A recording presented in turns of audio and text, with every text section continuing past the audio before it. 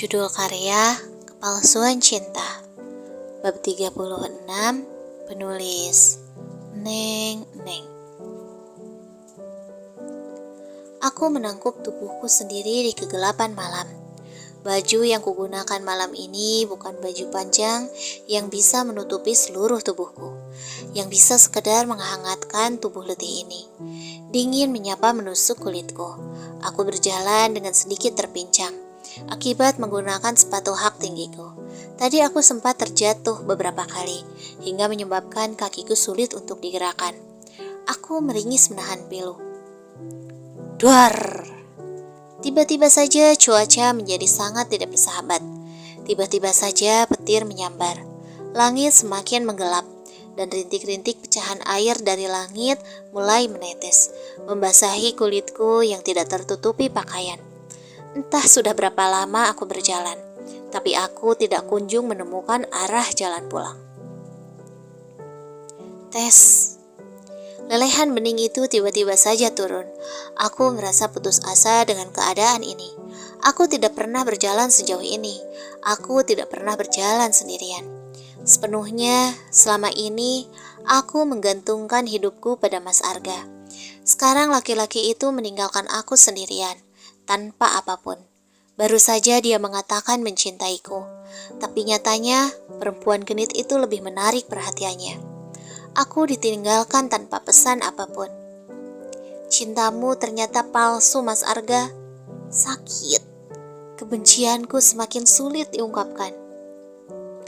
Arka, dengan bibir bergetar, aku membisikkan nama itu. Tangisku pecah, kala kilat semakin menyambar tubuhku.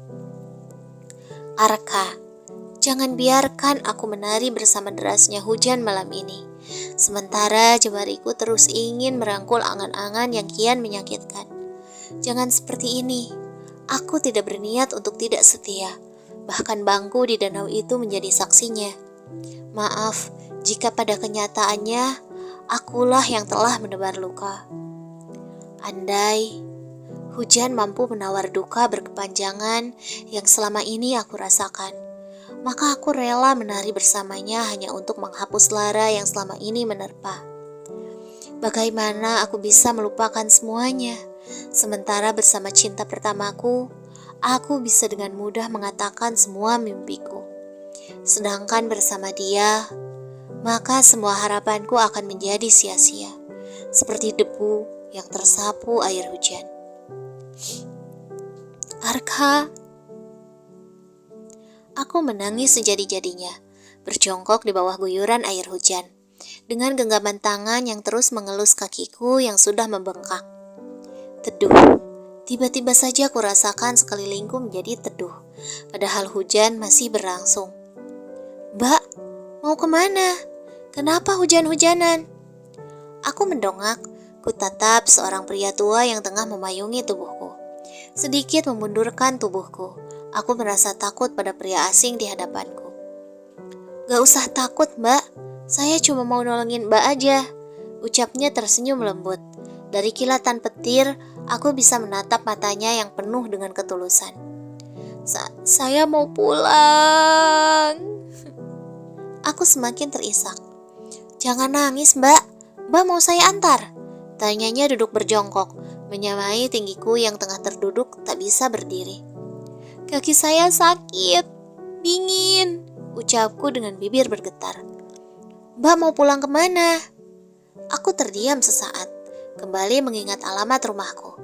Setelah mengingatnya, aku mengatakan pada bapak tua yang masih memayungiku dengan sabar. Lumayan jauh, Mbak, tapi akan saya antar, tapi dengan menggunakan becak saya. Ucapnya kemudian, melihat perawakan tubuhnya, pria tua ini mirip sekali dengan bapak. Seketika air mataku semakin deras, mengalahkan air hujan. Aku rindu bapak. Bapak bukan orang jahat kan? Tanyaku kemudian. Bukan, Mbak, saya juga punya anak perempuan, jadi saya tidak mungkin berbuat jahat pada anak perempuan lain. Ucapnya kemudian dengan senyuman tipis di wajah keriputnya. Saya tidak bisa berjalan. Dalam isakanku, aku mengadu pada pria asing ini. Saya bantu, Mbak. Bapak asing ini berusaha untuk menggapai tubuhku, lalu memapahku dengan sabar. Sementara tangan kirinya setia memayungi tubuhku. "Makasih, Pak," ucapku kemudian, setelah aku duduk dengan nyaman dalam beca yang akan dikendarainya. Sepanjang jalan, aku memeluk tubuhku yang sudah hampir kaku. Bibir bergetar, bahkan warna kulitku semakin memucat. Aku menoleh ke arah belakang. Terlihat si bapak tua itu masih terus menggoes becanya. Hatiku begitu pilu, bahkan di saat terdesak seperti ini, masih ada yang mau menolongku. Bapak asing ini seperti malaikat yang sengaja dikirim Tuhan untuk menolongku. "Makasih banyak, Pak. Silahkan masuk rumah dulu. Saya ambil uang untuk ongkosnya," tawarku setelah akhirnya aku tiba di depan pagar rumahku. "Tidak usah, Mbak. Saya ikhlas," ucapnya kemudian. "Jangan menolak, Pak. Saya tidak enak. Sudah merepotkan Bapak," ucapku lagi dengan sungkan. "Tidak, Mbak. Tidak usah. Saya pamit." Belum sempat aku bicara lagi, tapi si bapak tua sudah pergi begitu saja. Aku hanya bisa menatap punggung si bapak yang sudah beranjak pergi, dengan doa kebaikan yang terucap dalam hati. Dengan kaki terpincang, aku membuka pagar rumahku. Dek, aku melihat mobil Mas Arga sudah berada di depan rumah. Itu artinya dia sudah pulang. Benar, dia sungguh tidak lagi peduli padaku. Tidakkah dia merasa khawatir padaku? Kecewa dan amarah seketika hampir membludak dari dalam dadaku. "Ra, sayang, maafin Mas. Tadi Mas dari restoran lagi, tapi kamu sudah tidak ada di sana." "Jangan sok baik, jangan sok perhatian lagi padaku." Aku berjalan melewati tubuh yang sudah terlihat acak-acakan di sampingku. Baju Mas Arga juga terlihat basah kuyup. Entah dari mana saja dia, aku tidak peduli. Aku tetap berjalan terpincang menuju kamarku. "Ra, jangan marah. Mas mohon. Masalah, Ra. Kenapa kakimu, Ra?" Seketika perhatian Mas Arga kini tertuju pada kakiku. Aku tidak lagi peduli dan masih memaksakan diri untuk tetap memaksakan langkah. "Ra, obati dulu kakimu. Mas bantu kamu, Ra." Mas Arga sudah berjongkok, berusaha melihat kakiku yang sudah membengkak. "Gak usah sok perhatian." Aku menghentakkan langkahku, lalu menatapnya tajam. "Ra, masalah. Tadi tiba-tiba saja." "Cukup. Jangan pernah sekalipun kamu mengatakan penjelasan apapun di hadapanku. Karena pada kenyataannya, kamu tidak pernah memperdulikan aku." "Ra, sayang, bukan begitu. Tadi..." "Jangan katakan apapun." Air mataku seketika kembali berderai. Aku merasa sungguh sudah tidak sanggup lagi berada di sisinya.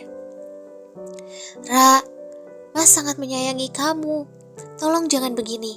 Dengerin dulu penjelasan Mas, Ra." "Jangan katakan kamu menyayangiku.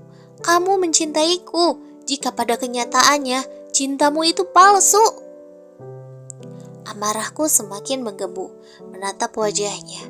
Seketika bayangan kelam perlakuan pria ini kembali saling berkelebat. Pria ini sudah membuatku sangat menderita selama ini. "Ra, tidak. Kamu harus dengerin penjelasan Mas dulu, Ra." Aku tidak lagi peduli. Aku terus berjalan meski harus menahan sakit pada kakiku. Berusaha menggapai pintu kamar meski terasa sulit. "Ra, jangan begini. Dengarkan dulu, Mas." "Cukup. Aku sudah muak dengan semua ini. Aku sangat dan sangat membencimu, Arga." Brak. Aku meluapkan seluruh amarahku dengan membanting pintu kamarku. Tidak peduli dengan Mas Arga yang masih mematung di luar sana. Tok, tok, tok. "Ra, Mas minta maaf, Ra. Kamu boleh marah, sayang. Tapi Mas mohon, obati dulu lukamu, Ra." Terdengar ketukan lembut di pintu, begitu menyiksa pendengaranku. Aku berteriak sekuat tenaga. Masih diselimuti amarah, akhirnya aku membanting semua benda yang berada di dalam kamar. Sebelum akhirnya kesadaranku sepenuhnya menghilang.